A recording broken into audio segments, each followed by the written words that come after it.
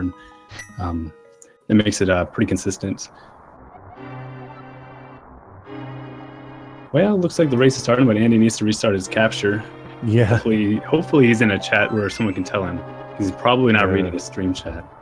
Yeah, he's been told. Okay, good. We'll see if that works. Oh, we don't get to see the map. Okay. Syncing during the map. Okay, there we go. Okay, Crystal in Hera, Pendant in Eastern, and I believe Crystal in Desert. That's right. I didn't see which crystal was which, but that probably won't come into play for a while. Yeah. This is a tough match to predict, honestly. These are very evenly matched players. Both of these guys with absolutely amazing execution. This is a pick'em, guys. I mean, this would be pretty much even odds here. $300 in the chest there. That will help them. Yeah, that's nice to get early. Particularly if it's going to be a Zoro required seed. Right, and even if it's not, they'll probably still have to purchase the item. Just in case. Hey folks, have fun storming the castle. As usual, they're going to be on the lookout for a bomb drop, maybe force a few extra kills to try to get one. Andy going a little farther out of his way to do so than Mike.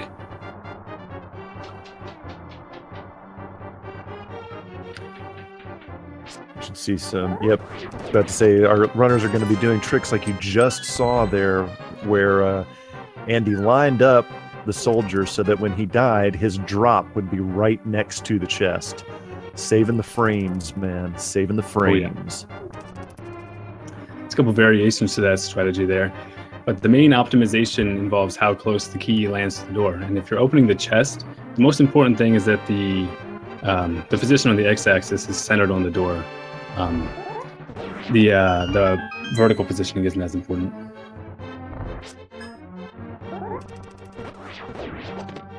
Do a similar strategy to kill this guy. They'll get his attention by poking the door to make him charge at a consistent timing so they can get the double spin against the blocks in the chest in the middle of the room.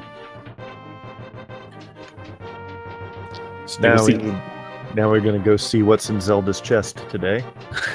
Right. And we'll see an 8/ strategy from both players.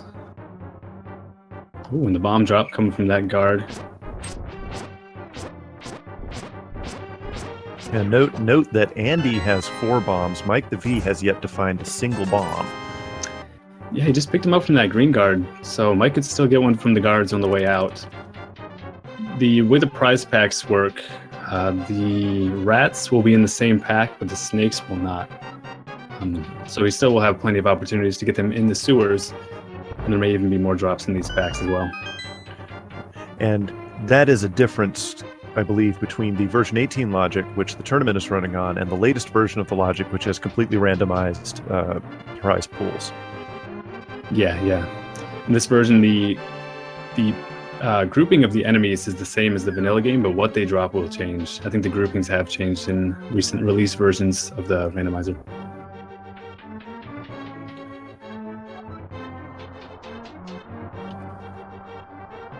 Dark Magician in the chat saying, what's the official name for the rats? I don't know, because the snakes are ropes, the nope ropes. But, yeah, I don't know. I think they may just be rats. I could check my reference documents. Super Scudge going to give us the knowledge over here. Got a question in the chat. Who are we getting audio from? I have no idea because, unfortunately, chat, unlike you guys, us commentators are doomed to watch without audio. It's not that we're doomed. It's that just so that we can sync everything up, it's better for us to get a video-only stream for technical reasons. But right. Looks like the official Japanese name of the rats is Guzu. However, the official English translated version is simply rat. Wonder if that is the actual Japanese word for rat. I don't speak any Japanese, so... I don't either. Well, we have a German player on stream. It's maybe worth mentioning that some of the German translations for enemies' names are actually very funny. Like Buzzblob is called the Elektroschockender Gurkenmensch, which basically means electric pickle man. Oh, I call them pickles all the time. Yeah. All right, back to the game. Yes, back to the game. So Mike hasn't actually farmed for some bombs here. You know, Andy, he's getting a lot of drops. I wonder if he got the bomb drop and actually missed it. don't know, but Andy gets the riot shield here. Yeah, that's not too bad to have. Not really necessary though.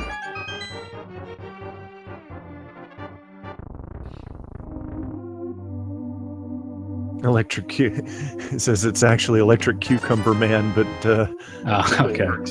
My German, isn't quite perfect. Yeah. My German is non-existent, but my wife, Sleepy Frau, speaks a little German. Oh, yeah. I think we're going to see a pretty similar early game route here. The only real question is whether they'll check the lumberjack item. Some people don't like to do it early, and some people definitely like that intel. It looks like Mike the V is headed that way. The sign broke when the heart dropped, I think.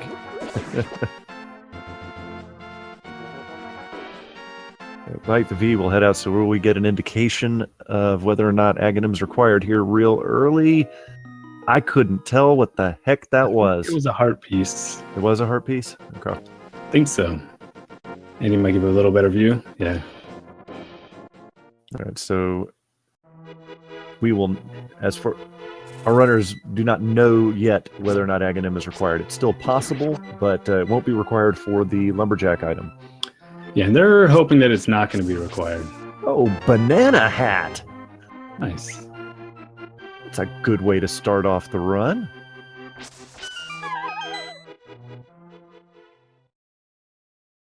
Yeah, that's going to reduce the damage that most enemies deal. Except, of course, for the falling cabbages on Death Mountain. Yeah. And a few other noteworthy things. Most traps, like pits and spikes, will not have their damage reduced at all.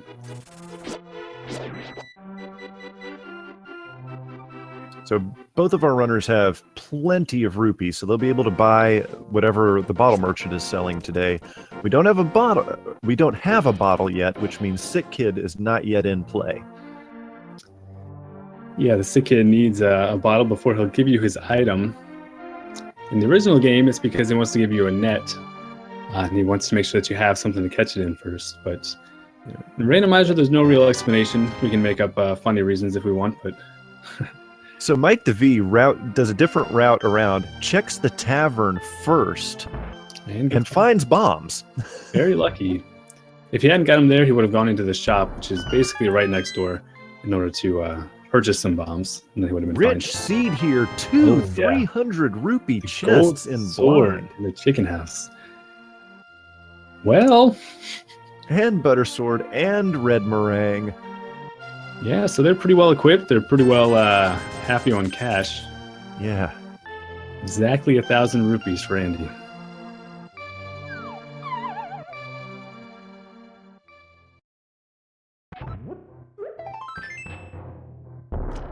Both of our runners now converge here on the well cave. So we got a piece of fart. We got some bombs. Yeah, when I'm playing, I don't actually like to get equipment early. You know, armor upgrades, sword upgrades, things like that. I much prefer getting progressive items. And as comfortable players doing, challenging encounters, I think that they're probably going to be feeling the same way. I do want to make a quick note that Mike the viewer's bomb and arrow count is 4 and 20. Just for the record.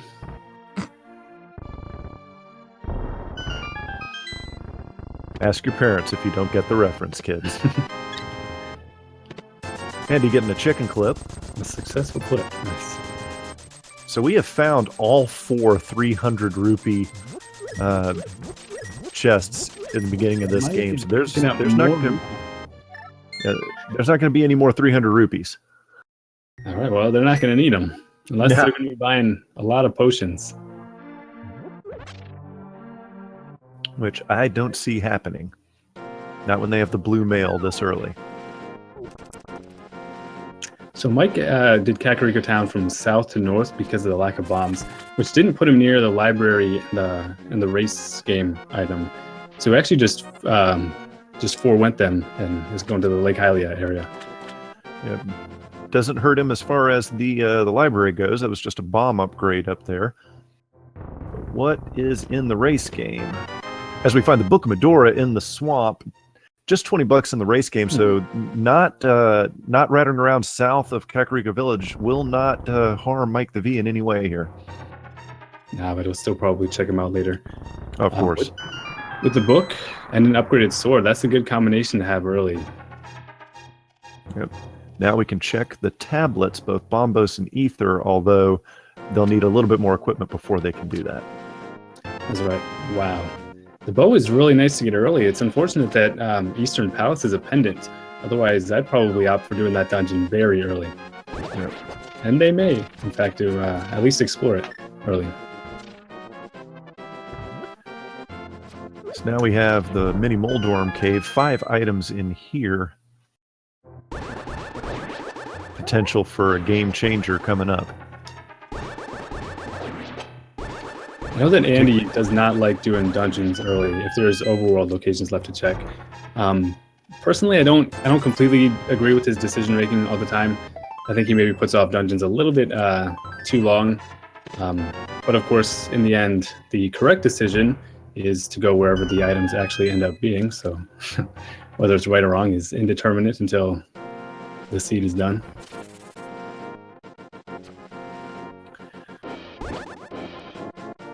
So yeah, no huge item in the mini Moldorm cave. Looks like Mike the V is going to fake flippers, either up to Hobo or up to Zora. He does have 1,300 rupees.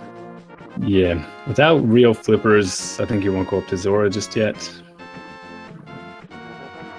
50 rupees on Lake Hylia Island. They're not coming back for that. No, he's going to want to be a little careful here. Okay. He had kind of an awkward angle there with that Zora.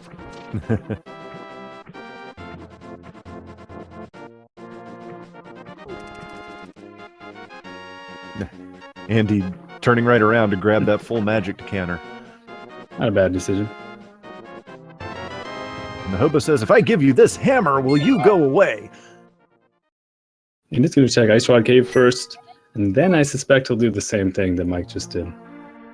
Alright, hammer, it's a great item to find early. Oh, without a doubt. They won't need to use it for combat. It's about as strong as the Tempered Sword against most enemies, because they already have the Gold Sword, and the Gold Sword is generally going to be better, but it does open up a lot of locations and allows completion of a few dungeons. I believe there is no other item in the game with as many dependencies as the hammer. Power Glove in the Ice Rod Cave. You know, most people who skip the Ice Rod Cave early try to put it off going back there for a while. So we might not see Mike go there. Unless the other options really whittle down quickly.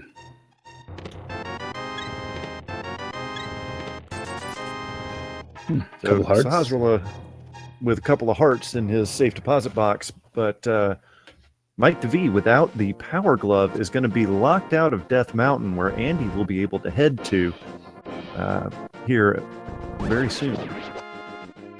Oh, nice. Mike's going to Eastern. I like that decision. Knowing what he knows, and not knowing that the Power Glove is in the Ice Rod Cave, I can certainly understand why he would do it. 3 items, relatively quick dungeon. Yeah. Yeah, he could go to desert, but there's things there he couldn't do. He couldn't actually complete the dungeon without a fire source, and there's at least one item location that he can't get to without the boots. And I say at least one because that could be a small key which may block 2 other locations. Right. Other than that, I mean, Aghanim's an option, but you're not going to want to do that until you've checked most of the rest of the overworld.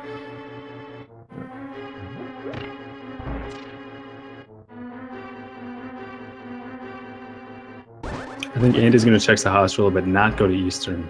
That would be my guess, just based on what I know about his routing style. Yep. Is Mike finding the big key? Unfortunately, I haven't been keeping track of how many items Mike has found in Eastern Palace. The first item was a compass, or the first chest, rather. Okay, so compass and big key. So he hasn't found any of the 3 items that are there yet. And just as you predicted, Andy visited Sahasrahla and then said, "I'm going elsewhere." Yeah, especially on the 18th version of the logic, there's a very high chance of I mean, he can only access like 2 locations on Death Mountain, but there's a very high chance of finding an important item there. Yeah. Particularly in the, like you said, in the version 18 of the logic, where when you find the power glove, it's then highly likely that locations that are opened up by the power glove will have the next progression item. Yeah, for sure. Which is a bias that the programmers of the randomizer intentionally removed in version 19 and 20 of the logic. Yeah, definitely improves the randomness, reduces the predictability a little bit. Andy about to find out what the old man is hiding with him today as Mike the V makes his way to the vanilla big key location in Eastern Palace. Das Boot from the old man. Okay, that's pretty nice. Andy's going to like that because if there's an important item in Spectacle Rock, he can try to hover to it. What are those indeed, chat? I think that was the flippers in Eastern Palace. Just caught a glance at them. Yep, sure was. Nice. Piece of heart in Spectacle Rock Cave. Andy says, "I'm done here for now. Let me go check the flanktuary items." Well, you can't check King's Tomb just yet, but you can check the Bonk Rocks. Yeah, and then we'll see if he, well, depending on what he finds here, if he decides that maybe he'll want to check out either Eastern Palace or Desert Palace. Or maybe Aghanim. Hook shot! Oh, wow. Well, he's going right back up Death Mountain now.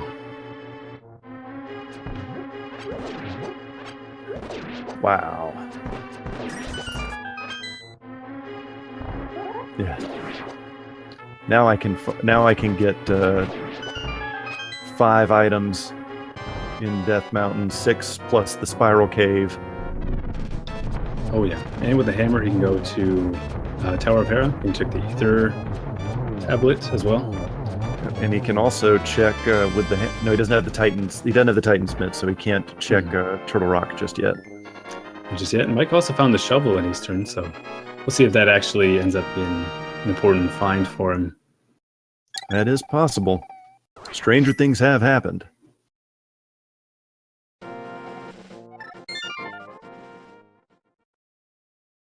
Andy not finding much in the first 2 chests over here in Death Mountain. But let us see what the second mini mole dorm cave has. We got $5. We got a heart container, a bomb upgrade, $20, and another bomb upgrade. Not so great. I guess Mike is actually going to check Zora now. Getting the flippers may have motivated that decision. The hover. The hover by Andy. I'm sorry to interrupt my co-commentator, but that hover. Yeah, he's going to be hovering all over the place, even when he doesn't really have to. It's kind of his thing.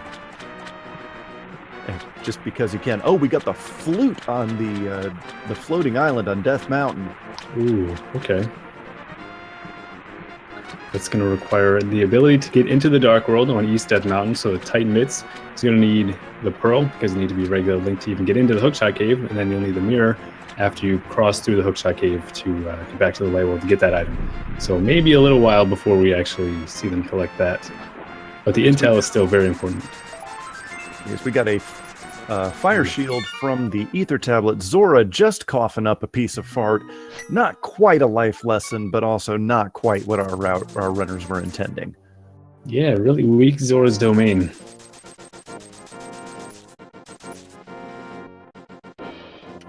Mike's going to dig probably first and check the south of Kakariko that he was not able to check earlier. So Andy gets the big key, does not need to go into the basement, so he can clear out the rest of Tower of Hera here. Yeah, he can at the very least defeat Moldorm and collect the crystal, but there may still be one item hiding in this dungeon in the basement, which he will not be able to access without a fire source. So the shovel unearths a bottle of green goo. What is the sick kid gonna have? Well, it's really lucky that Mike's already heading in that direction, so we're going to find that out pretty soon. And Andy finding the quarter magic in Tower of Hera. Nice. Wow. Yeah, the quarter magic is actually already programmed into the game, but unused in the original game, so it was pretty easy to add it to the randomizer. Basically, every magic-using item has a magic cost associated with it in a table which has 3 entries for each item. So simply using the third entry instead of the first or the second is how quarter magic works. So Moldorm drops the map, so looks like there is an item buried in the basement of Hera, but we don't know whether it's good or bad. Sick kid now showing us the Moon Pearl! Yeah, that early Eastern decision is going to feel kind of good. Although he might not go to the Ice Rod Cave and get the gloves. He has the hammer and the bow. He might go straight to Aghanim, and I would not blame him for that, honestly, with what he has and what he knows. Wow, yeah, so Eastern Palace Pendant Dungeon, and not even the Green Pendant Dungeon, is required, just as you predicted, Super Scudge. Mike the V heading off to Aghanim, while Andy's making his way through the Spiral Cave. Yeah, Aghanim's Tower, it's not a dungeon that you want to have to complete, and with what we know now, it's not actually going to be required. All the items that we've seen will prevent it from being needed. If he had gotten the gloves, he could get into the Dark World and other places, but he will be able to access a large amount of the Dark World as soon as he gets into the Dark World after defeating Aghanim.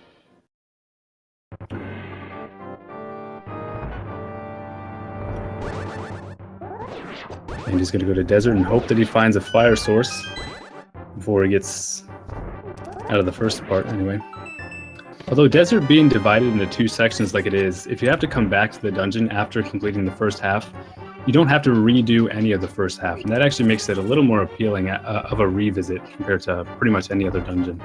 Especially when you can get here pretty efficiently later with, oh, well, there's your fire source. Yeah, there's your fire source. Lamp on the ledge, and I was also going to say, once you have the Titan's Mitt and the mirror, you can actually go in the back door of Desert Palace and skip the entire thing if you want. Oh, yeah.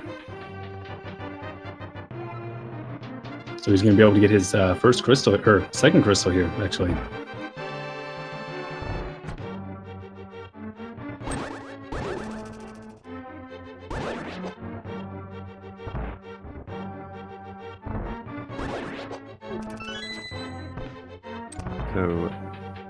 So Aghanim's Tower. We'll see what's on the pyramid. May or may not be required. Remember, Mike does not know where the Power Glove is. That's right. There is still a chance, though, that he could find the Titan Mitts before the Power Glove, and he would never even need to go to the Ice Rod Cave. Correct. In this version of the logic. Right. Oh, wow. Cool kill in that guard there. That wasn't completely intentional, though he made the key drop at the top there. But it was a good recovery when the bat tanked one of the pots. Mike V is in the last section here of Aghanim's Tower. Aghanim fight is quite easy, even without the RNG removed. Yeah. So one of the first item, at least that I noticed, in Desert Palace was just 20 rupees. So Desert Palace obviously it's required, it's got to get done, but not really paying off in terms of items. Right.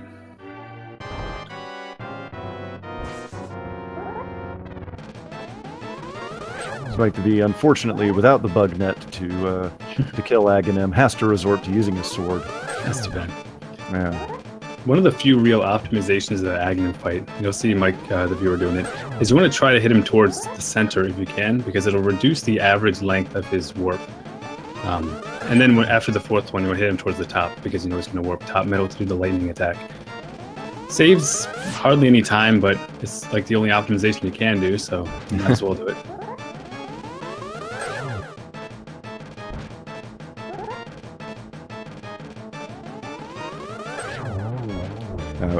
We had people in the chat pointing out that no, Aghanim is not required, but just because it's not required doesn't mean that it won't end up being a decent decision. Right. All right, so we have green pendant at Turtle Rock, red pendant at Ice Palace, crystal 6 at Misery Mire. Well, we do know that those flippers are going to be required. Yep. Fetch quest on the pyramid. We've got the mushroom. I think he'll check a few lucrative overworld locations first. I don't think he'll head straight to Palace of Darkness, even though he could technically complete it now. But we'll see.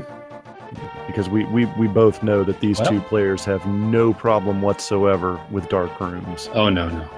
We hear people say that a lot, but these two players in particular. Yeah. Yeah, I guess he is. Yeah, this is very, it's nice to see it's practically the opposite of Andy's style. Going to dungeons as early as you can compared to Andy, who will put them off as long as he can. Unless, it's a crystal dungeon like Desert that you can complete very quickly. There's really nothing wrong with that call. And early pod here as well. Pod has 5 unique items in it, so it could be very lucrative. Meanwhile, Andy going to check Aghanis Cave, one of the lowest percentage spots in this version of the randomizer, but could turn out to be rather important. Let us find out. He's in the neighborhood anyway. Might as well pay a visit. Well, rather depressing. So now he's either going to do a Pendant Eastern or actually kill Aghanim, because he can't, without the Moon Pearl, he can't get into the Dark World anywhere without being trapped. Remember that Andy has not found a bottle, nor has he cleared Eastern, but that looks like where he's headed right now. Yeah, for sure.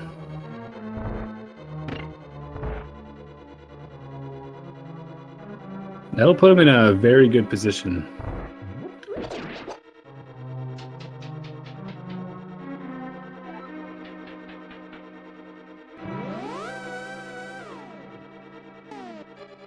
After he finishes this dungeon, he will have the flippers, which may lead him to Zora as well. He won't find anything there, but the shovel will lead to the bottle to the pearl.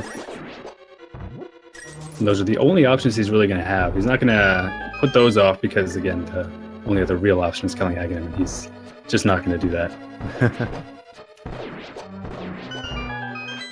He has the power glove and the hammer, so he knows that he can get to the Dark World in a number of locations. Oh yeah, for sure.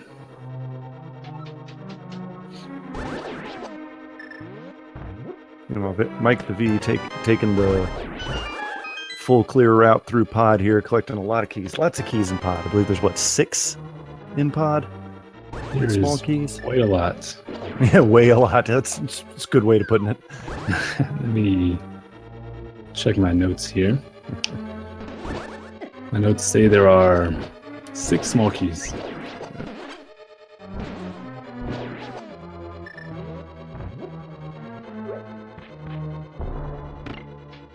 And Mike the V, without the boots, will not be able to bonk off the stairwell there to go back and collect those 3 chests around Vanilla Big Key location. But it looks like he's going to do the hammer yump here. Oh yeah, here it is, the big key. Might as well do this. Might loop around the dark room to get the items in the north runes, and then do a death warp to check the earlier chests that he hasn't gotten yet. Big key not paying off. Big key chest not paying off too well, but we may or may not see what items he gets here in the dark maze. Yeah, may or may not. Our container apparently shows up.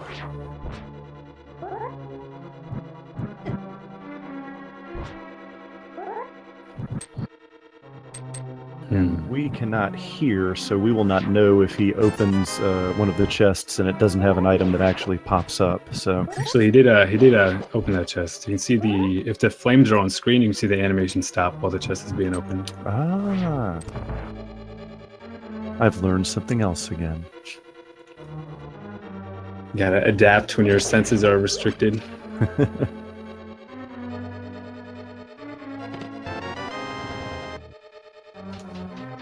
So now we'll be going down into the second of the three dark, or technically 4 dark rooms here in Pod. Yeah, these are probably the easiest ones, though. Yeah, they're the ones I can do, so they've got to be the easiest.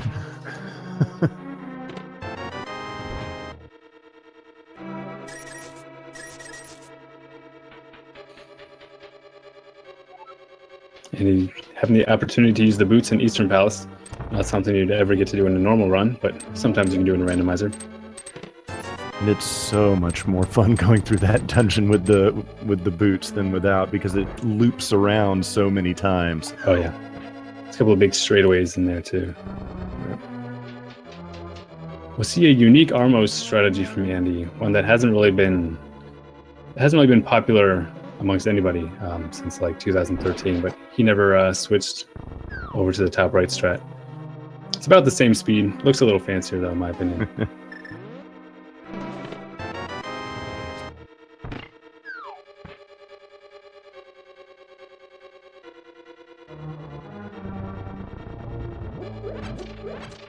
Well, Mike is he not going to pick up these hearts? I wouldn't blame him, except he's going to have to do the turtle room in the dark. Okay, he will.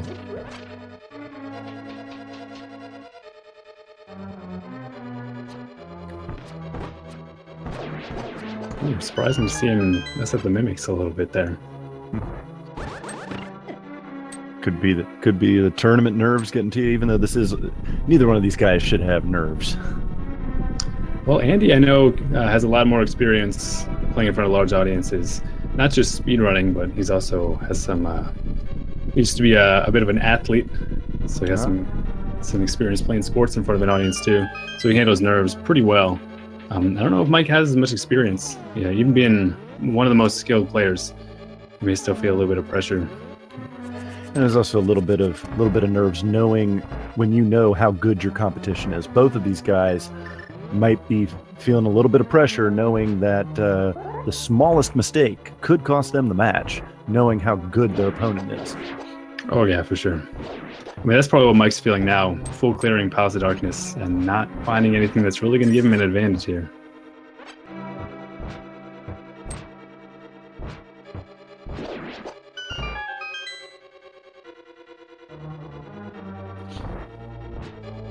So that, Mike the V is gonna head on up to Helmasaur King now. But remember that even though Mike the V has no problem doing dark rooms, Andy's not going to have to do any dark rooms. He's already found the lamp. Yeah, it's a great find early. He's checking the pedestal quite early. Pedestal hype! And no. Ooh. That's too bad. Easy Helmasaur for Mike. Got the gold sword. Yeah. Speeds up the second phase so much. 2 swipes with the butter sword, 1 silver arrow.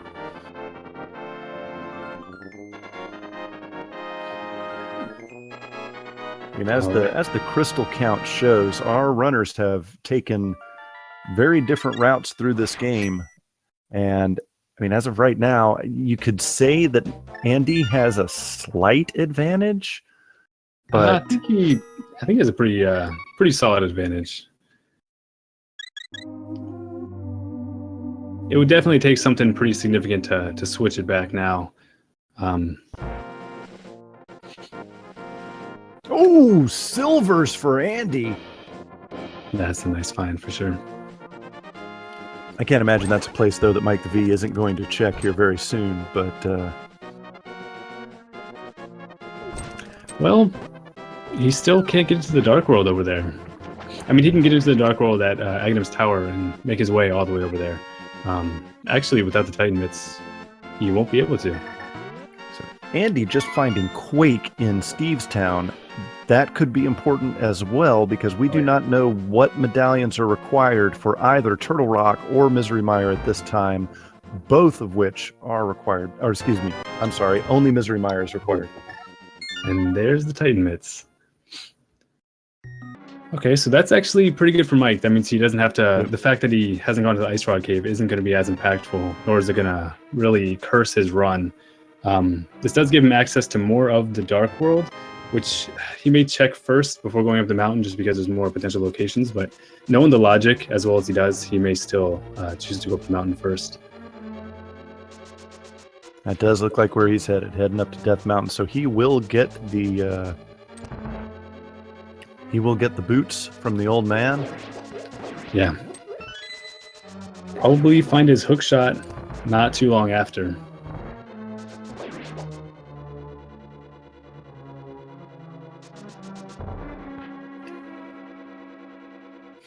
Andy's adding up his bonk count. We've got bad RNG in the Hellway. If you dash onto the exact middle pixel there, which is a frame perfect dash, you can actually get through here cleanly, only if you also get good RNG. If the first Gibbo gives you a bad pattern, then you don't even try to get the god pixel, which he was aware of. Dashed one frame too far. 4 pixels to the left, you can dash up cleanly. Still got a little bit of a... They gave him a little bit of a hard time, but got through it eventually.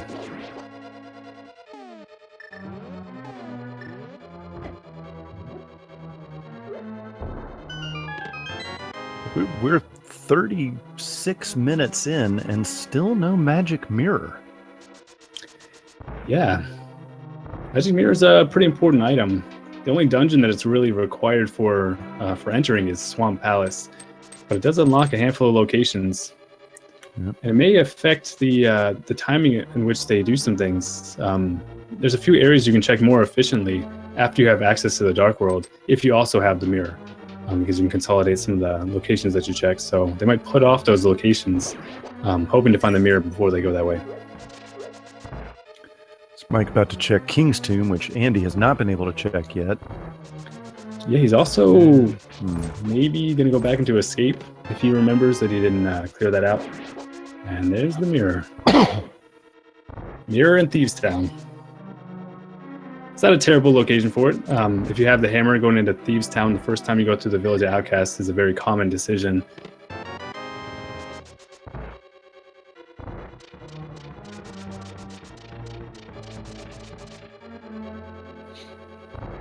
And Mike's going to find his shield and nothing else.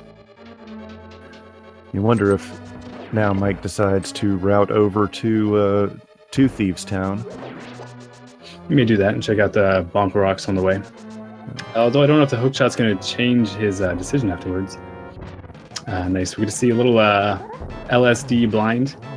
And I don't know if I'm allowed to say that on this channel. Altered state of consciousness. Right.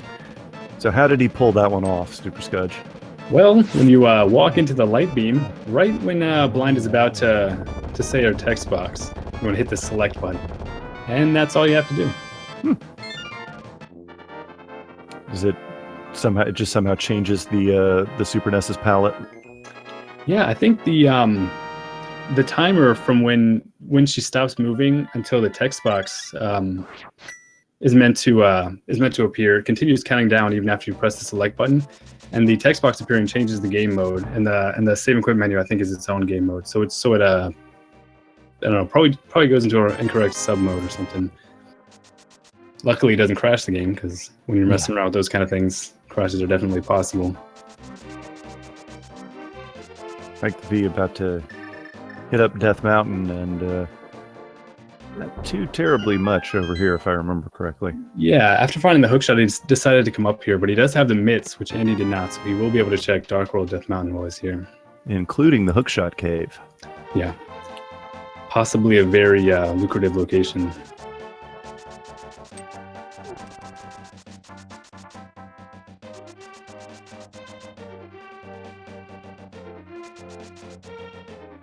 Andy looks like he's going to do the North Dark World route. As you were mentioning earlier, having the mirror enables him to check Bumper Cave, which he's checking right now, Cave Above the Graveyard, as well as if you wanted to, you could do a Catfish and Zora double clear. That's not going to happen here because our runners have checked Zora, but... Well, did Andy actually check it? That's an excellent question. You may not have yet. But he can also check the King's Tomb here with the mirror. Mike was able to with just the mitts. Oh yeah, and this is actually oh, Mike doesn't have the mirror yet. That's a shame. Right. Getting the flute now would be pretty nice for him. And it is a required item because Misery Mire is required, so yep. Mike will be able to get it. Yeah.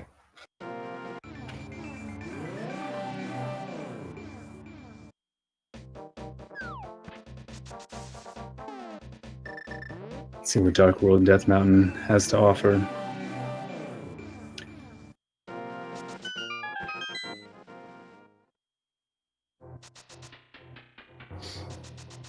It's possible to check 2 of these chests if you have the mitts, but not the Moon Pearl, using a glitch called the Super Bunny glitch. Super Bunny can be activated a few ways, one of which is simply to fall into a hole in any interior location that will take you to another room, not a damaging pit, so to speak. Minor glitches are allowed, but never required in this version of the logic. Right, just like the fake flippers glitch that we saw Mike the V do in the beginning here is a minor glitch, which is allowed, but the logic will never require you to use it to get a required item. And Mike the V, in the Super Bunny Cave that you were just talking about, finds the magic powder and the magic cape.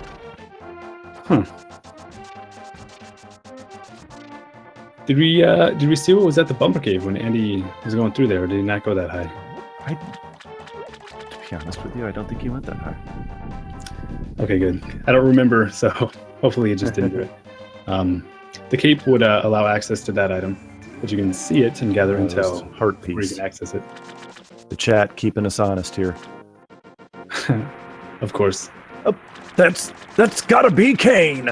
The Cane of Samaria in the Hookshot Cave. The best item in the game.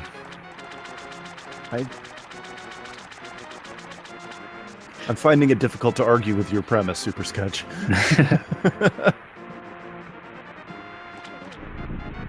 It's a very nice item. I think I would probably like the magic powder better, but that's because I'm not as good at this game as a lot of people, so I need it to survive a lot of times. Yeah, the Cane of Samaria not only is a fun item, you know, just for general combat applications, but it also allows you to do some of the most fun glitches in the game, which I like, of course. Since Mike didn't have the mirror, he wasn't able to get the flute nor do the Tower of Hera while he's here, but he will be able to do the Spike Cave. Oh man, Mike the V just like almost one frame left to go and a half a heart, just barely gets to the chest. Yeah, that was pretty close. All right, ladies and gentlemen, get ready for the original and still best Hype Cave. Still plenty of items that could be here.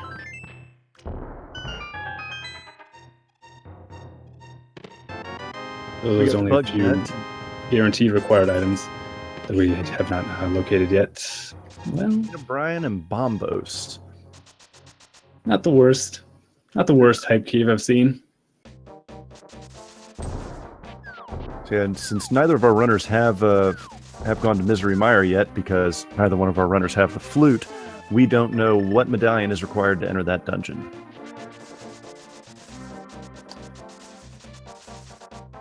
I'm just going to turn in this powder immediately. To the Bat Cave! And we see the mighty single arrow!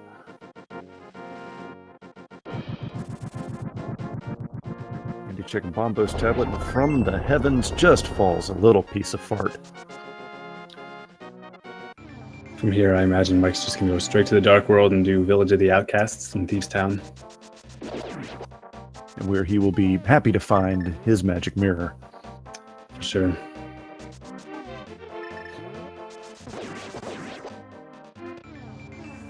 Oh, wow. We're going to see Andy go against my analysis earlier and actually do a dungeon much earlier than he has to. Although, he doesn't really have a lot of great options. I think he went by the pyramid, or at least hasn't checked it. He didn't go by it, but Yeah. he hasn't searched it yet. Swamp is the dungeon with the most potential items in it. Whopping 6 items in Swamp Palace.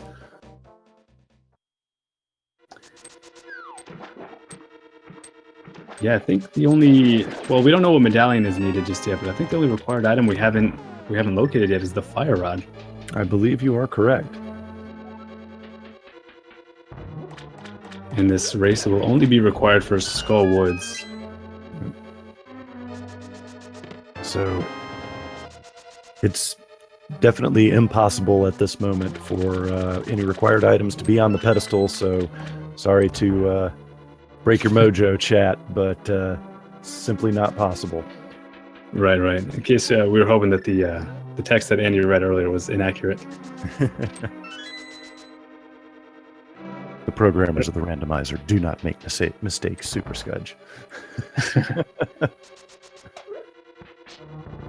As we know that Sahasra is not going to be required, nor Trinex, though the fire red could be potentially hiding in like one or a very few chests in Turtle Rock, depending on the item distribution, or the key distribution, I should say, in that dungeon. Either one or had that happened to me before.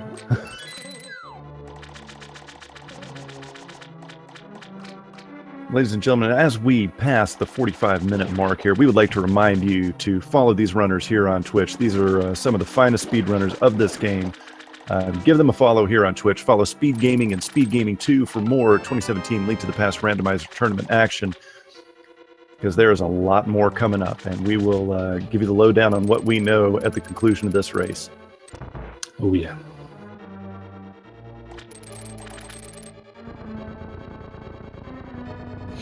So Andy is skipping the west side of Swamp Palace.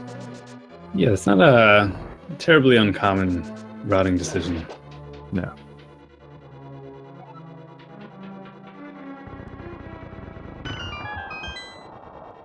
In fact, he may just collect his crystal and just leave. Maybe. It would be a gamble, but it wouldn't be a bad one. It also depends on how many items. You see, there's 2 of the 6 items right there. That full heart and the piece of heart. It depends on how many items he has. There are 3. There are 3 chests on the west side. So. Yeah, I mean, I often leave behind 1 or 2 potential item locations in dungeons, and just forget about them. Just hope that they're not important.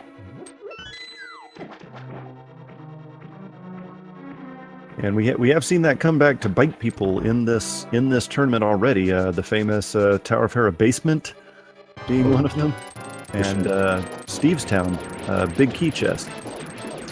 Yep, those are locations that I often do leave behind.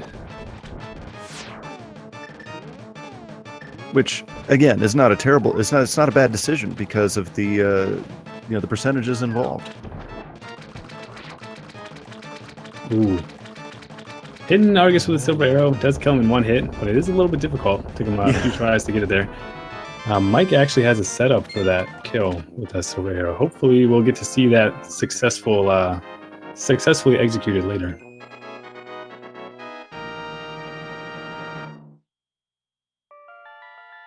Mike the V is going to go ahead and take out blind here, and we'll see where he routes after this. Andy's going back into Swamp Palace. Looks like he's going to clear out those locations he skipped the first time. Yeah. I don't think he wants to take risks going against Mike. He did need to kill those things, but I guess maybe they looked at him funny. And that or force a habit. Yeah, for sure. Because no matter what, when you run in there, you have to kill them to get the key to be able to progress. So, and he is saying, yeah, Andy kills it for fanfare. Could be, yeah.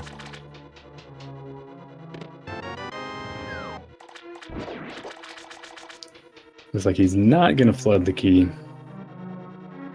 Which is very easy to do.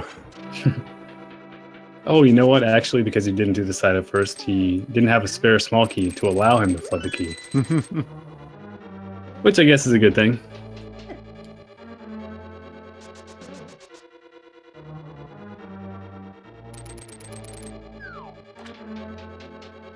Mike the V checking Alec Baldwin's digging game here.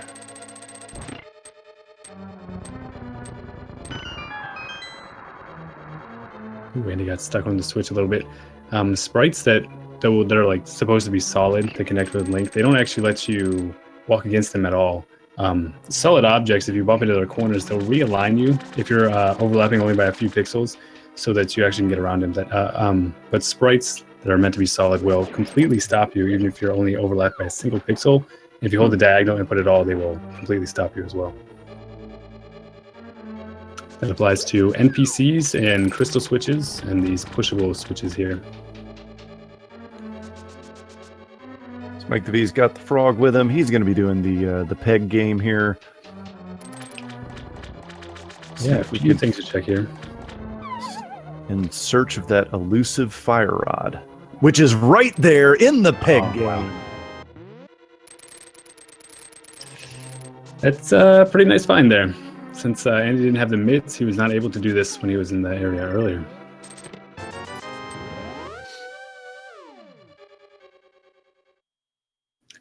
I think Mike might have actually been considering whether or not he needs to continue looking for items, because he did hesitate there. But I think he's probably thinking about the medallions.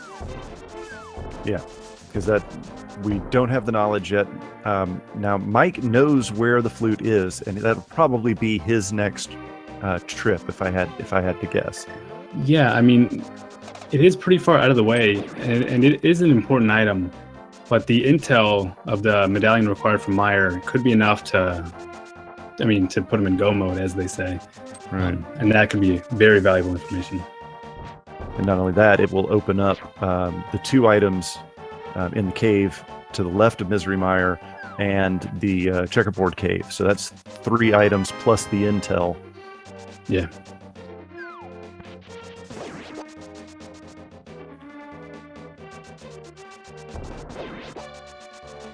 Well, Amy's got his mushroom now. Doesn't look like he wants to turn it in right away. Ooh, looks like he is heading to Pod to get extorted by Kiki the monkey. Yeah, it's a greedy monkey. Probably clear out this whole dungeon.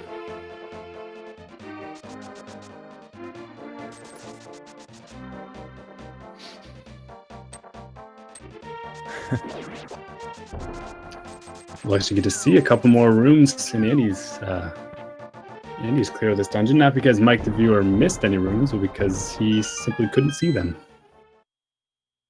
Yep.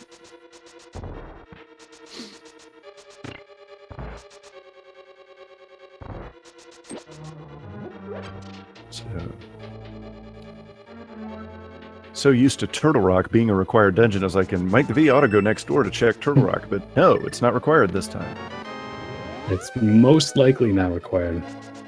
The worst case, or I guess the only possibility now, is that a medallion could be hiding in there that's required to open Mire. That's right. Yeah, so for example, if Quake was required to open Turtle Rock, but Ether is required to open Mire, and Ether is inside Turtle Rock, we'd have to find that darn ice rod first. Oh, yeah. No one wants to track that thing down. You know, I'm a little surprised that Mike didn't maybe do Tower of Hera while he was up the mountain. You make an excellent point. He was right there. Maybe visions of Misery Mire were dancing in his head.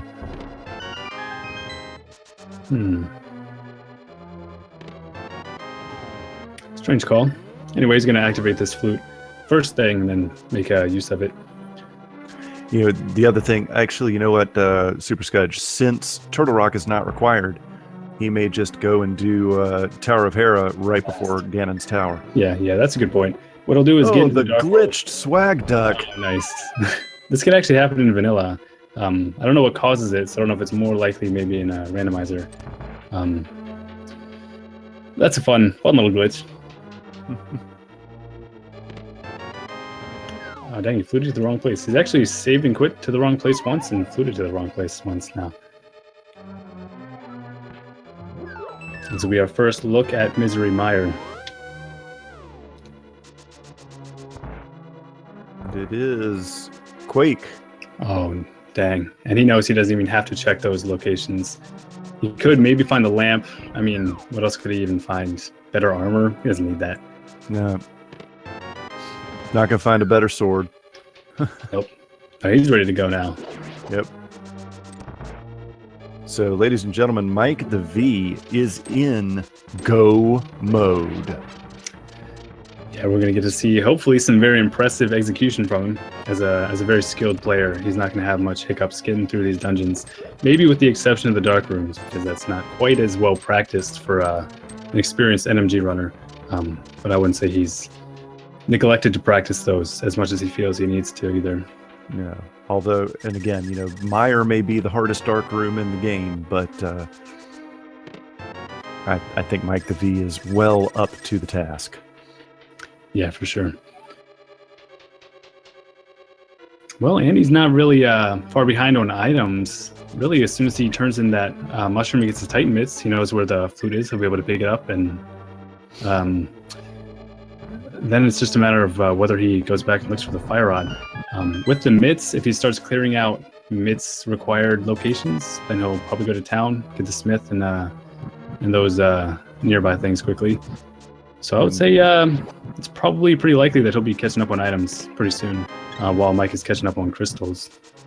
Right, and it's going to be a short Misery Mire because Mike the V finding the big key very early doesn't have to do any of the time-consuming backtracking. He's heading straight for Vitreous right now. And with the silver arrows and the butter sword, Vitreous is not going to be that difficult. Oh yeah. Yeah, the rest of the dungeon is going to be more difficult than the boss fight ends up being. Be even less difficult for Andy with the quarter magic. Oh yeah. So, was the big key on the bridge? Yeah. Oh, nice. That means if Andy's in go mode at that point, we'll probably see him try to hover between the two bridges. Hover hype. That might be really nice to see. I'm keeping my fingers crossed.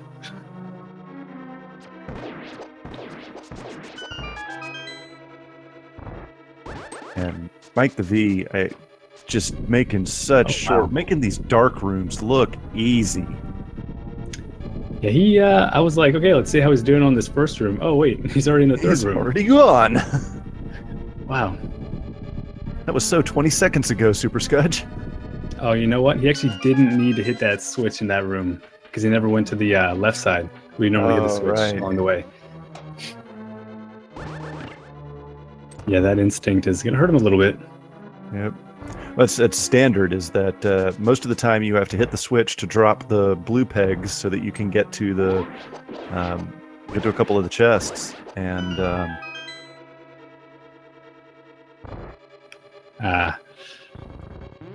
He try to powder anti-fairy in the dark? Oh wow, and he did. That's impressive.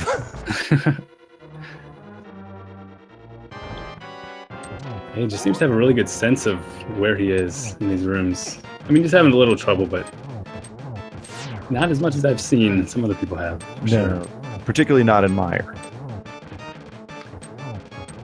And he's going to make pretty fast work of Helmut Sword here. Going to use the silver arrow. Yeah. One single arrow to the face. Second one, just in case. Just to make sure. Got to make sure it's dead. It's a double tap.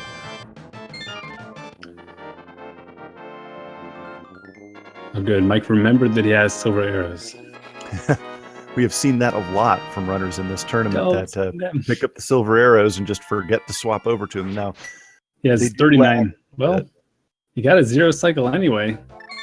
So I guess that worked out just fine. But man, those small eyes only take a single silver arrow. There's 9 of them, and the big eye takes 2. So 11 total. And he has 37. So he really didn't have any reason to be saving arrows. But it worked, so. It looked good. Yeah.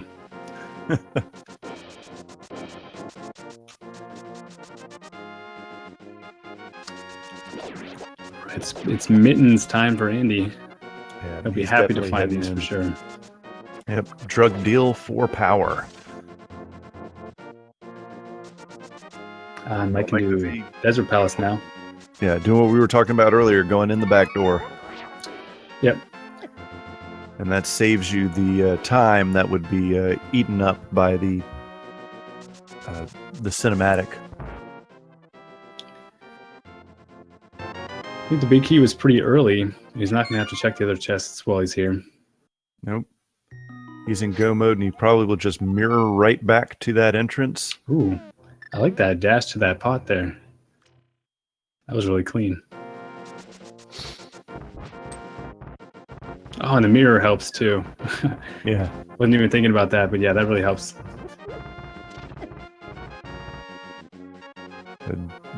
He'll be done with Desert Palace in like 1:45 seconds. Oh, it's going to be quick. The fire rod and the gold sword on the boss.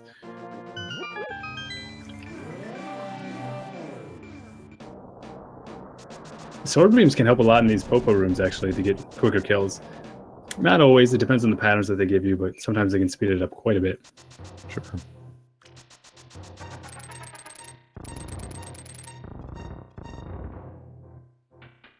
Ooh, and he tried to do the hookshot clip there, even though he does have the mirror. The hookshot clip really is just a backup strat that was created specifically for when you don't have the mirror. Actually, it was created for a run that I used to do in the US version because I didn't have the Japanese version where the mirror block erase didn't work. All right. Yeah, that is one of the many speedrunning glitches that is exclusive to the Japanese 1.0 ROM. Yep. Oh, silver arrows. Forget what I said earlier about the fire rod. Ooh. He's not saving arrows on this fight. That was perfect. Yeah, that was really good. Wow. That's all I can say about that. This is actually Andy's first trip to Dark Death Mountain, so he's not just getting the flute, he's actually checking these locations hoping to find the fire rod or the Cane of Samaria, which he will find. Right, which is required for Misery Mire, so... Yeah, I'll be happy to find that for sure. Finding an item and knowing that you're going to get a good one when you have so few left, he's probably feeling pretty good about his position. He did full clear a few dungeons that didn't end up really providing with anything new, so maybe he's a little uncertain about his position, actually. Mike the V is going to go clear Swamp Palace in go mode. Yeah, it's going to be a lot faster for him than it was for Andy. Yeah, he'll skip the he'll skip the entire west side and not have to go back. So yeah, he wouldn't even have to open. Well, he'll have to open one single chest, which is guaranteed to be a small key in the first room. Because if it was anything other than a small key, you'd be trapped in there forever, unless you want to clip into the dungeon, which they will not be doing on glitchless logic. Other than that, he won't have to open a single chest because the big key is completely unnecessary in that dungeon.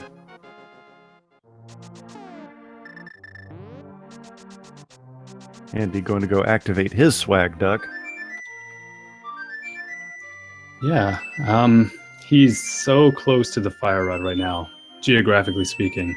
Right. And he did just get the mitts. You know, there's a few locations here where the mitts are their prerequisite.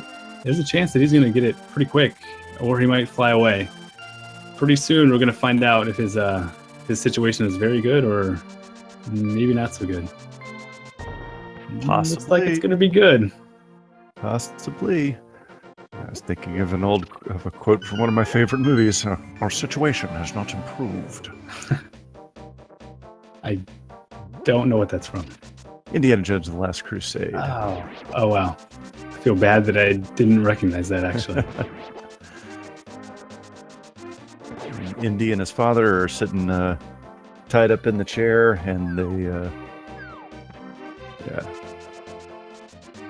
I can't remember what the impetus for that. Maybe he's going to run one quick errand and then go back. Yeah, Andy's not going where we need him to, but based on the knowledge that he has, he could get 3 or 4 items in this routing that he's going right now. Yeah. If he picked up the dwarf first, he actually wouldn't have been able to go inside that. Actually, he would have been able to go inside that cave. Technically, you can go in some entrances with the dwarf and some you can't. But I think he's going to do this. Maybe he wasn't aware whether you could or not. But he'll be able to go back, pick him up. Since I think he's already done Bombo's tablet. when he right before he did Swamp, so he doesn't have to take the chest the whole way around. So he's probably gonna do the Dark World stuff in this area first. Take the Smith, get the chest. Well, he won't get the chest because he'll get the Fire Rod before that. But that would be his plan. It's just gonna be cut short. It's still okay for him. You're gonna be even up on crystals a little bit before Andy finds that Fire Rod. He'll be caught up. I imagine after this, you got to think his route's going to be Skullwood's Tower of Hera, then Ganon's Tower. Yeah. And those are both pretty quick dungeons. And finishing the Tower of Hera, he's going to finish it and be able to warp back to the Dark World, as long as he places a portal there. He didn't actually, or did he do his setup? I didn't see if he did. I mentioned it earlier, but I wasn't looking. Well, he did kill it with the silver arrow, so we're all just watching Andy and hoping he's gonna get the Fire Rod B in go mode, and that is exactly what is about to happen here. There's the Fire Rod. Andy is now in go mode. All right. Ooh, I think actually saving and quitting with the Smith is gonna remove him from your quote inventory. Yeah. That's actually a fix in the randomizer, because if you don't have the mirror, it would be possible to be stuck with him, because when you save and quit from the Dark World to the Light World, the Smith's polarity does not change, so it actually stays a frog, and you can't drop him off at the Smith shop. Using a portal back to the Dark World will switch his polarity back to Smith, and then you can save and quit again back to the Light World to drop him off. But that was a little bit too obscure and convoluted, so the protection was just put in place so people don't either completely get stuck with him or think that they've gotten stuck with him when they don't have the mirror. All right, so Andy is going to be starting up Misery Mire. He is going to have to do Mire and then Skullwoods, but as you mentioned, he's going to find the big key on the bridge, which means he is capable of hovering over and shaving off a significant amount of time compared to what mikethev had to do. Yeah, when you find it there, you don't have to go too far out of your way. You kind of just got to go back a couple rooms to get the small key under the pot, since you only need one small key if you don't hover, and that one small key is guaranteed. But it is, a few seconds, maybe several seconds, if done first try. And honestly, it's probably much more. It's more done for the swag, I think, than anything else. You're right. He's going to get it right here, and he may not try to hover. Oh, he's warming up. Oh. He's going to do it. Oh, the hover. Oh, my God. And I think he's going to do it. He's got it. Oh, my God. Wow. Nice. That's nice. That execution, man. Oh, wow. Impressive. Most impressive. Oh, wow. So, Mike is actually going to be ahead of Crystal here. All that's left is the Tower of Hera, and he doesn't actually... The big key is in a good location. He doesn't need to check all the chests. He's going to go straight to the boss. Yep. Wait, did Andy... I think he hit the switch and then realized that he didn't have to. Yeah. Yeah. Nice. Yeah, and sometimes that muscle memory can work against you. Oh, yeah, for sure. But at least he did remember before he got trapped in the following room.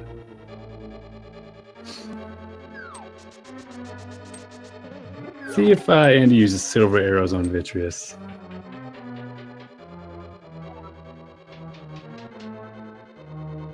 Is Mike double checking that was the last crystal?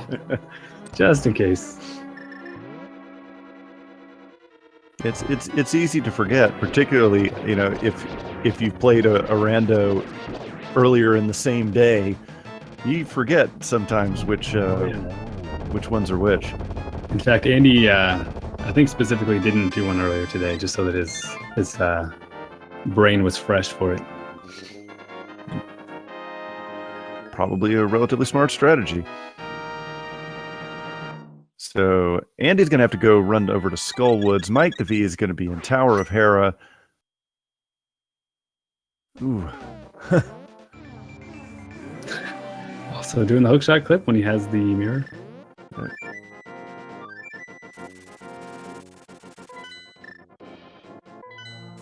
So Mike's going this way up the mountain. So he's going to have to get to the Dark World to get to Ganon's Tower anyway. So he's going up in the Dark World before he even goes to Hera, so that he can use his mirror in front of Hera and place a portal. Once he completes Hera, he'll be able to walk right back out, use the warp, and then do Ganon's Tower immediately. Significant time savings. Yeah, if he went straight up the mountain to Hera, he'd have to save and quit afterwards and go around this route anyway. Andy showing us, I am just going to skip everything in Skull Woods. You don't need anything. You need one small key, and it's guaranteed. Yep. It's under one of the skulls over here. Right there. And that's all he needs. Yep. This is going to be a close one, boys and girls. I think Andy is going to finish this dungeon sooner than Mike finishes his, but he's going to have the overworld travel to get to Ganon's Tower. It's probably going to something crazy happens. Up. Mike could fall to Moldorm. Trolldorm has trolled everyone. No matter how good you are at this game, you always have the possibility of being trolled by Trolldorm. Yeah, for sure.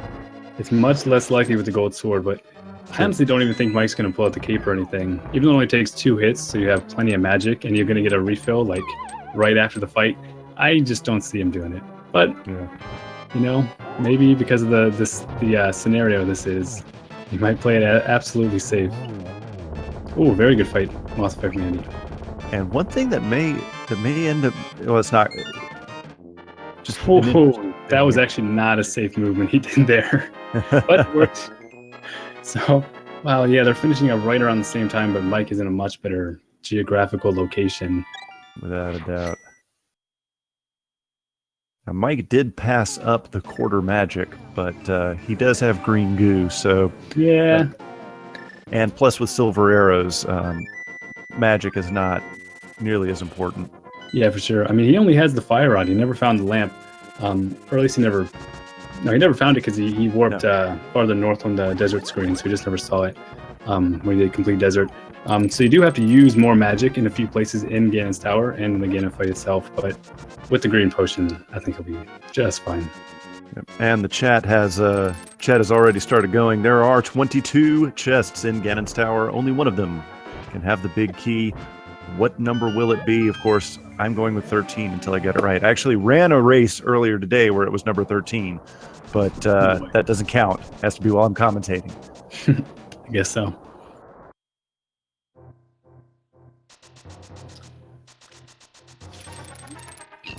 Mike the V finding a small key in the first 2 chests, so now he's going on left side. Looks like Bob is going to live for Mike the V. Yeah, for now. I don't expect to see a route divergence in Ganon's Tower between the 2 players. I don't either. I feel like Mike's the more likely player to do an unusual route here. So our runners would have found all 3 swords if we've been playing with progressive, because Mothula dropped 1 and there was another one here in Ganon's Tower. Right. They all appear as what sword you have, if they're weaker than the sword you have. I think the real reason is just because they display whatever palette is already loaded.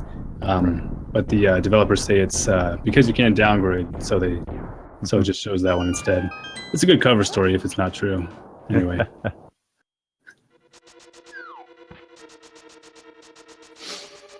All right, so obviously Mike the V with a little bit of a lead here. Like you noted, there's probably not going to be any route divergence here. Let's see. Nope. Now, this isn't insurmountable, but Mike is not a weak player. He's very well practiced in things like Ganon's Tower. Now that being said, I mean, we have seen some of our best runners still get hugged by Ganon and fall into the abyss. RNG on Aghanim 2 can be I was about to say something that I shouldn't say in a family-friendly commentary, but you know what I mean.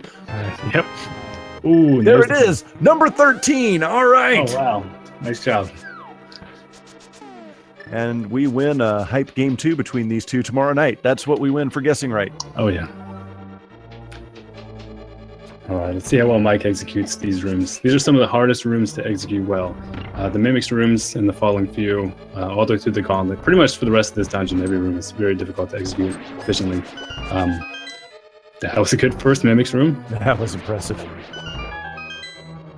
And they both have the riot shield, so the fireballs from the Gorias were not terribly intimidating.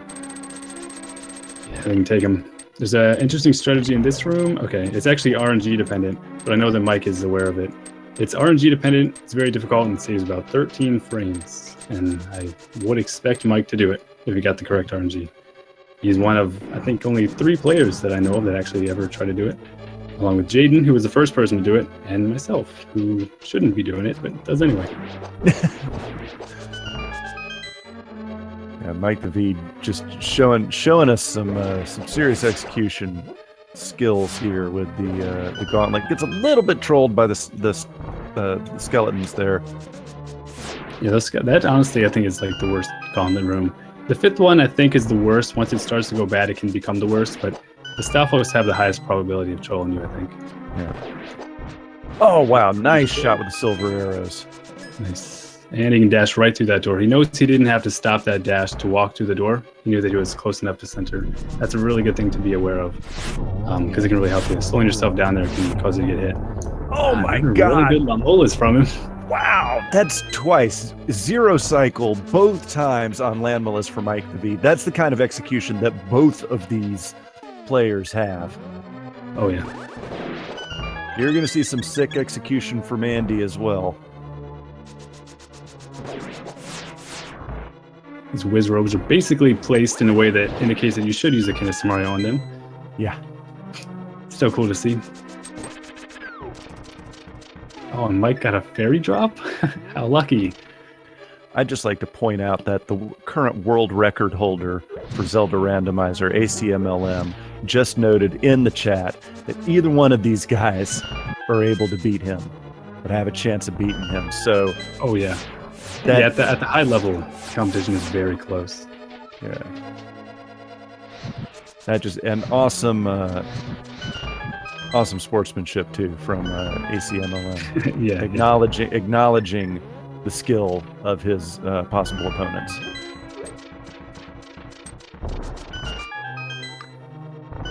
And he choosing to use the Fire Rod to kill that Stalfos.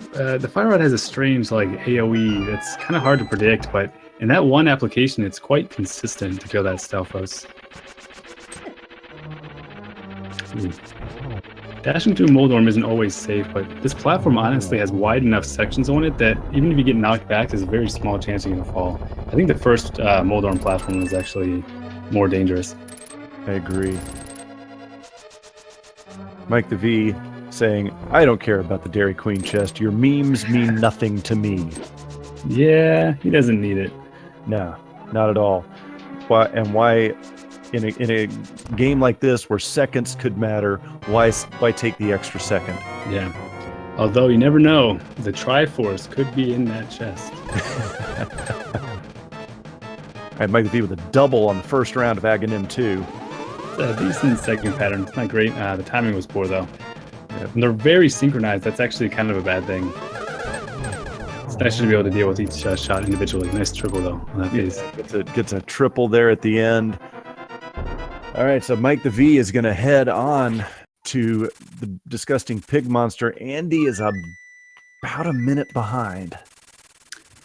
Yeah. I would be surprised to see a mistake on Ganon from Mike, but I'm kind of regretting saying that out loud. Hey, this is Randomizer, and this is hover. Oh no! He tried to hover, but he didn't get it. Luckily, I don't think that alone is going to be the difference here. I don't think so either. He might feel like it is while he's playing right now. But true. I think he's going to keep trying, though. I mean, unless he falls like a bunch of times. Yeah, you got a second try. Done! Meanwhile, I believe Mike does already have enough hits on Ganon to advance to the third phase. I think you are right. Really cool positioning there to bait the bats downward so he can get to the top more safely. So the question is, if the validation chest doesn't even appear, are you disqualified for not getting it? Oh, wow. You know, I think that question came up in my philosophy class last week.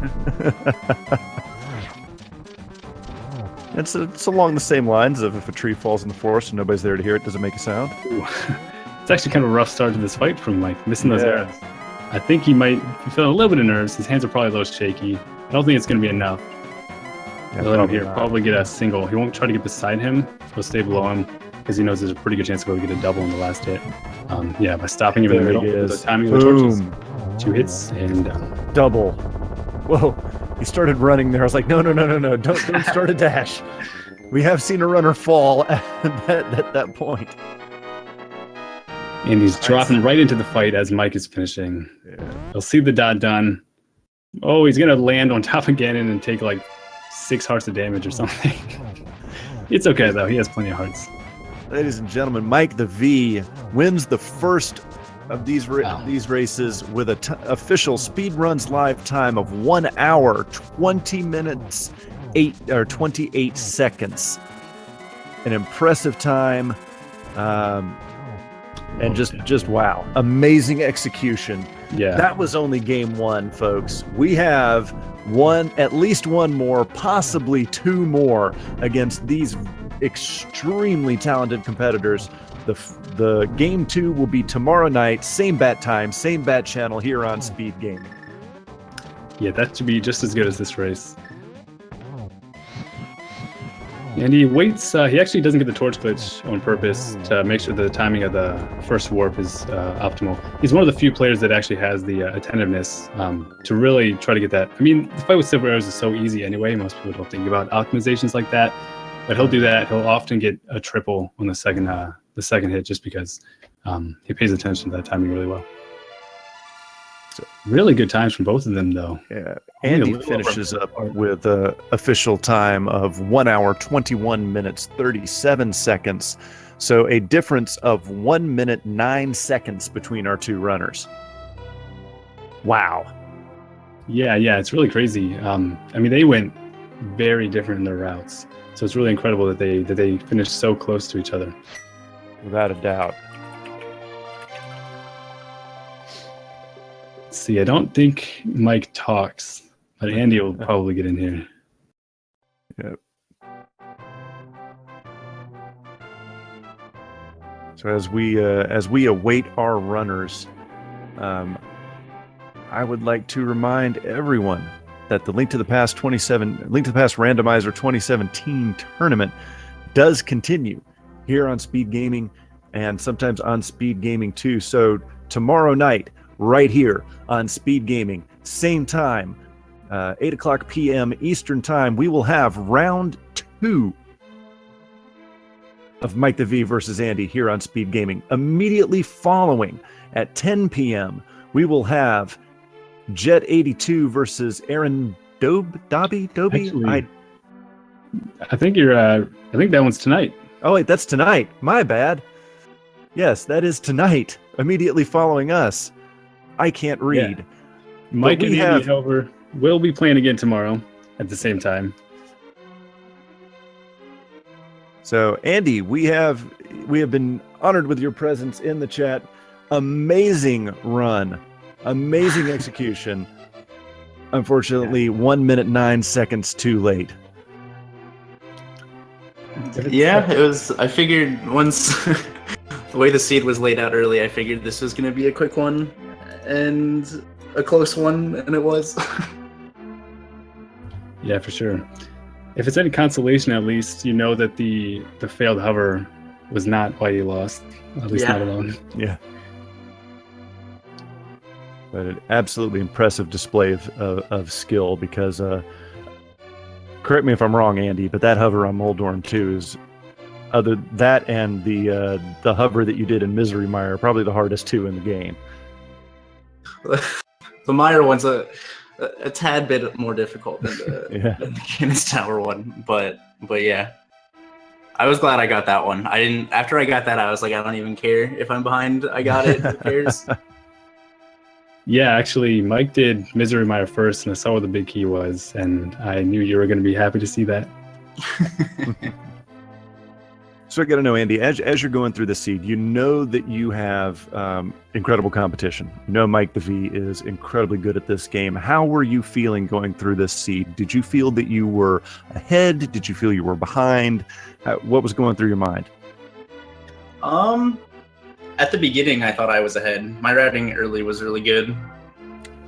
And then after I did Swamp and Palace of Darkness and then got Titan's Mitts, I wasn't so sure. Yeah. Because both of those dungeons had absolutely nothing. But I don't know. All in all, I'm not too disappointed with how I played it. No, without a doubt.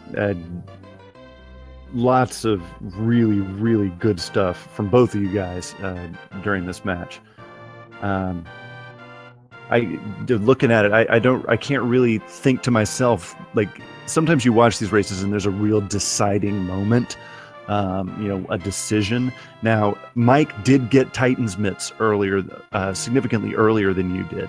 That might have been a turning point, but there wasn't like any big moment that stuck out saying, oh my God, this is huge right here.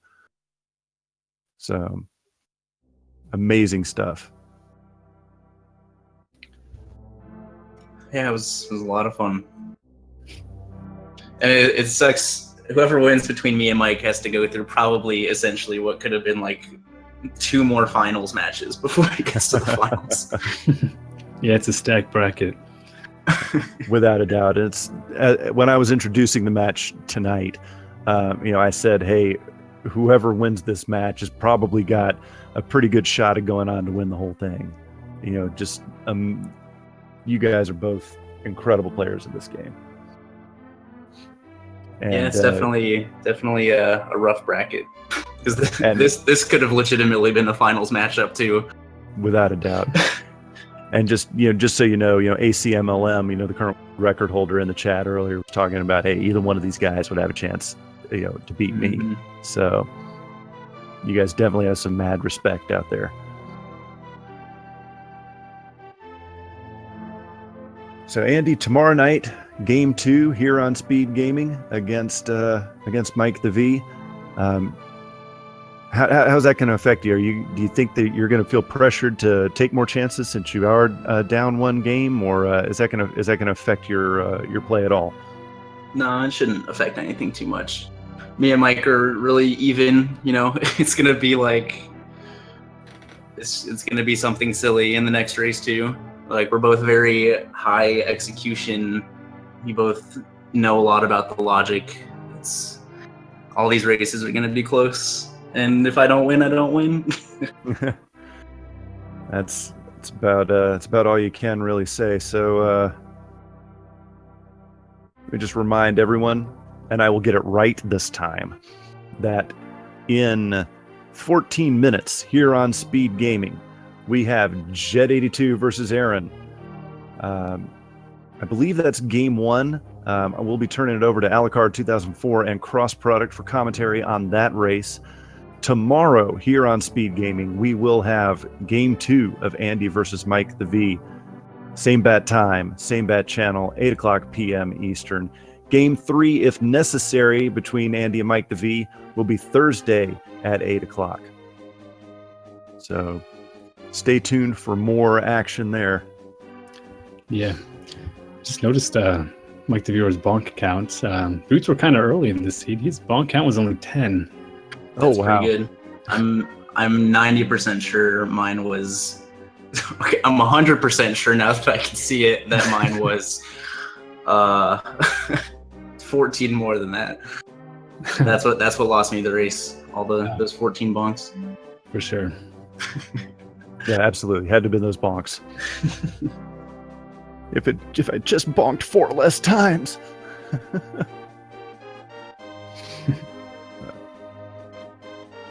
Andy, before we sign off here, is there anything else you'd like to say to the adoring public in the Twitch chat?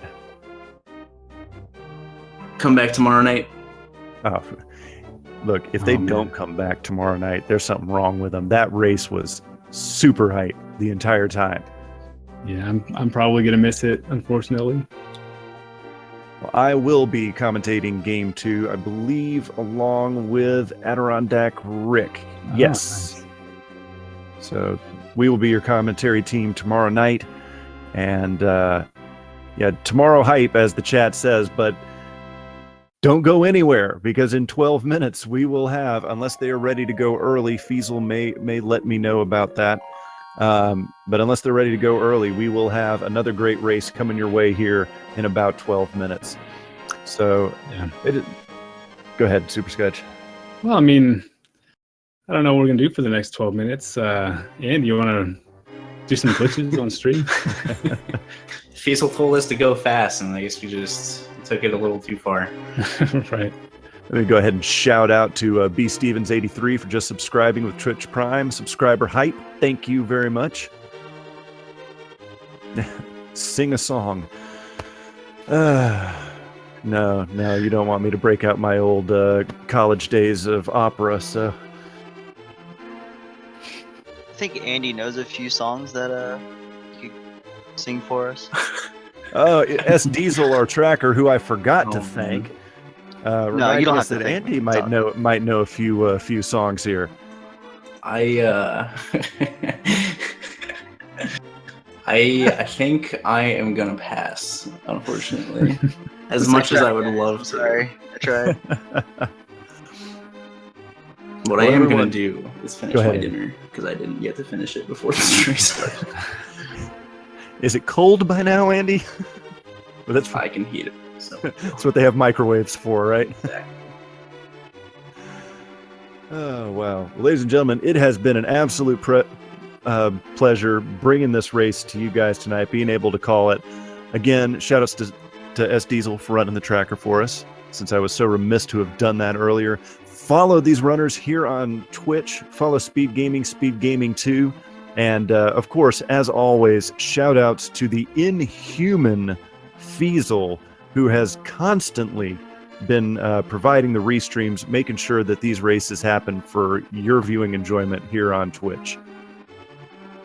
I think that is about it for us at the moment. Yeah, who's going to be replacing us here on commentary? Alucard 2004 and the king of puns himself, Cross Product. Oh, okay. You guys are in for a treat then. That's right. Yeah, Cross Product is hilarious. Yeah. If you like puns. If not, you won't understand his behavior at all. Who doesn't like puns? I don't know, man. Some weird people. The people who don't like puns are the people who don't understand them. Cross Product saying, "Don't oversell me, please." Oh, no. They got to get hyped for the puns. Yeah, without a doubt. Pun hype.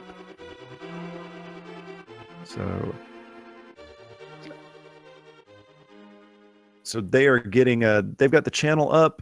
Feasel is getting a seed ready very shortly here. We will have Alucard. Now, is it Alucard or Alucard? I'm confused. I think I would say Alucard. But now that you asked that, I'm really not sure. Yeah, it's generally what I think as well. But so I see Cross Product and Alucard 2004 in the chat. You guys feel free to hop in here to the Speed Gaming commentary booth whenever you like. And no pressure. No pressure or anything. But quite honestly, this tournament has been one of the most enjoyable things personally I have ever been a part of. I'm very appreciative to the staff for taking a chance on a newcomer to the community, me, and allowing me to be one of the voices of this tournament. I'm very thankful for that, and it has been an absolute blast so far. Yeah, I'm really glad that a lot of new talent has been exposed by this tournament as well. Exposed. There are women and children in this stream. Well, I see them in the waiting room there. Guys, come on. I could probably pull them in without them knowing.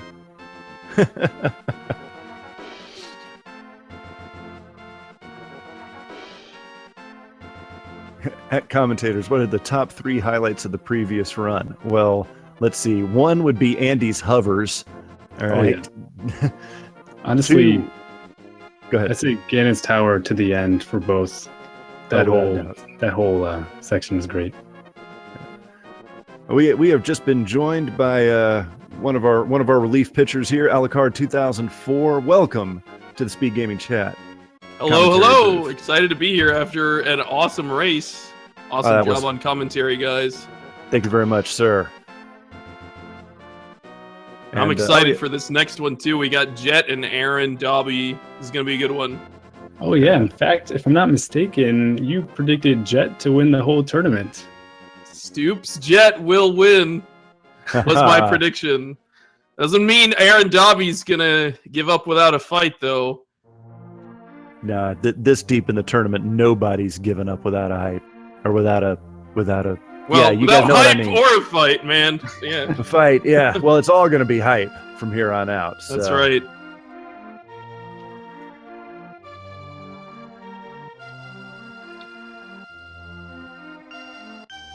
All right.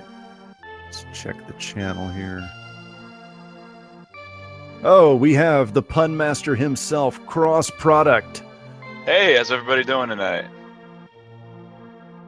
Hello, Alucard, and Hello. thank you very much, Ryu and Scudge, for holding down the fort during the important race. The important race? Yeah, I'm just kidding. They're all important. What's that, Alucard? You have Jet, predicted Jet to win the entire tournament?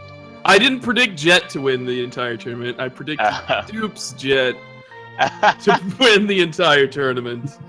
Hey, I've Jet win some SRL races some of the weeklies, so you never know. He has been. He definitely has been.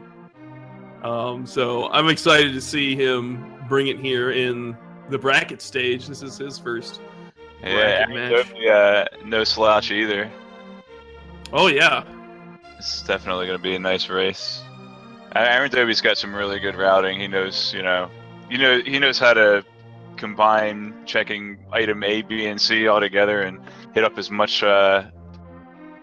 many locations in one trip as you can. So definitely, I would say routing is the strong point of both of these runners tonight.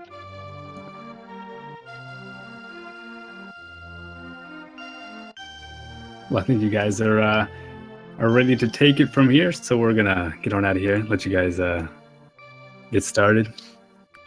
Thanks again, guys. Great commentary. Thanks again. Awesome commentary.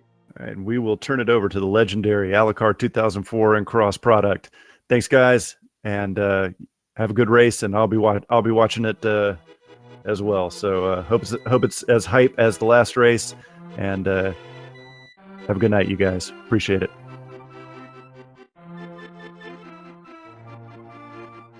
All right, Cross. So what do you think, man? What do you think these runners are in for this seed? I think it should be pretty smooth. Will it be a Stoops Jet seed? It might be. What you're saying? This is the Jet of Stoops Jet seed fame. So, and I think I've seen every single one of his races be under 145. So he gets all the luck. Sounds like Jet's gonna go at snail pace today with some escargot. Escargot Express.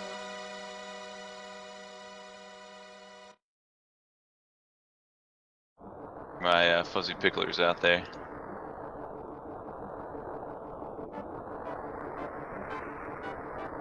Looks like we're just getting set up here on Aaron Dobie's side. So we'll get things going pretty soon.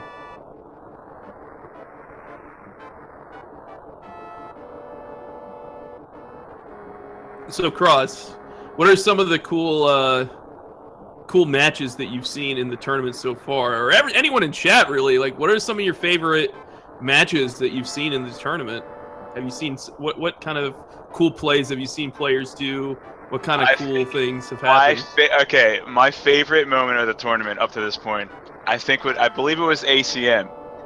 ACM checks pedestal. ACM gets all pendants and goes to pedestal without even checking it, and it's Red Cane. That The was my blind favorite pull? moment. Yeah, the blind Red Cane pull at the pedestal. I think that was by far my favorite. Ooh, a lot of people are saying the last race, the tight race between Andy and Mike the V, pretty intense. Yeah, that was a really good one. I caught the beginning of it, and then I had to take care of some things, and then I looked back up, and they're both in Ganon's tower. Mike was heading upstairs, and Andy, I think, was a couple rooms from the big key. Mike and Ike's versus Andy's mints. I see some good ones there, like Unos versus Andy. Unos doing the honorable thing and giving Andy the win. Oh, that was a good one too. That was a cool one. And Gembro, like with the sick fighter sword strats against Vitreous, clutching things out. I remember seeing that. That was a sight to see. Really cool, memorable moments in the tournament so far.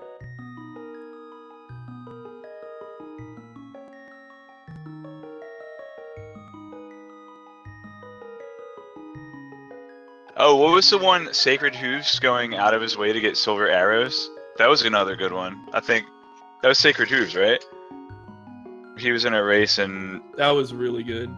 I think he was on Ganon, and Ganon was like, "Did you get the silver arrows in Turtle Rock or something?" And he's like, and he goes and gets them. And then his opponent went straight to Ganon and tried to do arrowless strats, and was stuck for quite some time, giving Sacred Hooves enough time to grab those silver arrows and come in and take the win.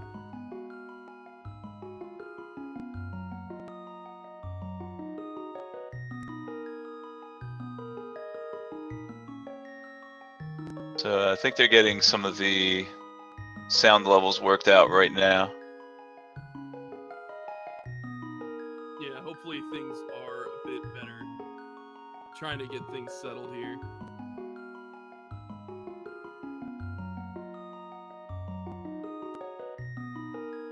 Yep, let's take a quick look at the bracket while they're finishing setting up here. So this is race 1 of 3, and I believe they were planning on scheduling race 2 at the same time tomorrow night, 10 p.m. tomorrow night. Awesome. Well, That'll it'll be good to see kind of back-to-back races from these guys. I know both of them have probably been practicing up and anticipating this round of 32 match. So the winner of this round will actually be going up against Wolfie83, who is from the same group that Aaron Doby and I came from. So that should be interesting. Wolfie actually got a bye in round 1. Beat Sean Cass in 3 games in round 2.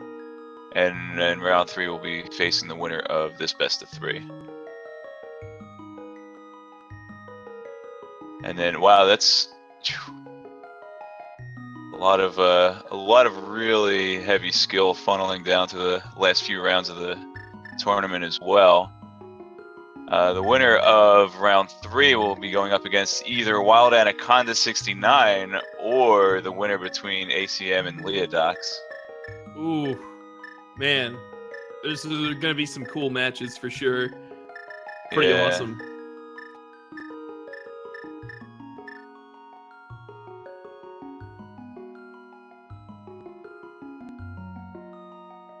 Yikes.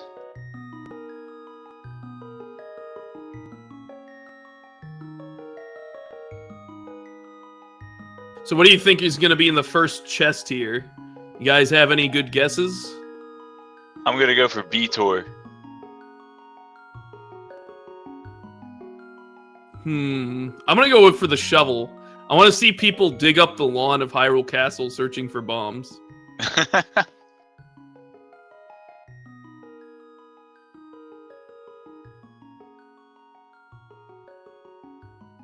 Single arrow.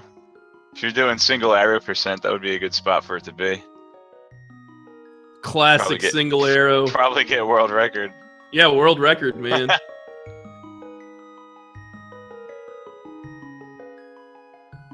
Quarter magic. First 4 items, B bottle. Someone's getting ready for Wizathon. Hey, that's coming up, man. It's Saturday. It's today, Tuesday. 4 days from now. So what's Wizathon about? I don't Oh, know what Wizathon. Wizathon is about, Cross. Tell me what it is way back about. way back in the day when there were only a handful of randomizer runners, some of them decided to make their own planned randomizers, or plandos. And one such player by the name of Wizrobe ZT, I think, or right, ZT, or ZC. Wizrobe Anyway, ZC.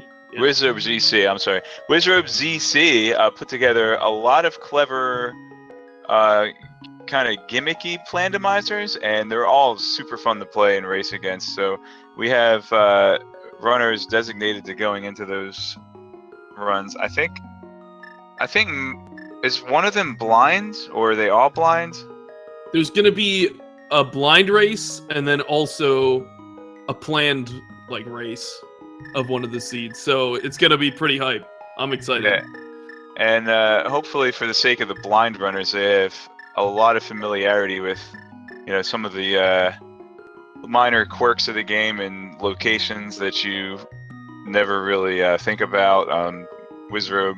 It's very creative. Yeah, it's sure. very creative, and I don't want to say too much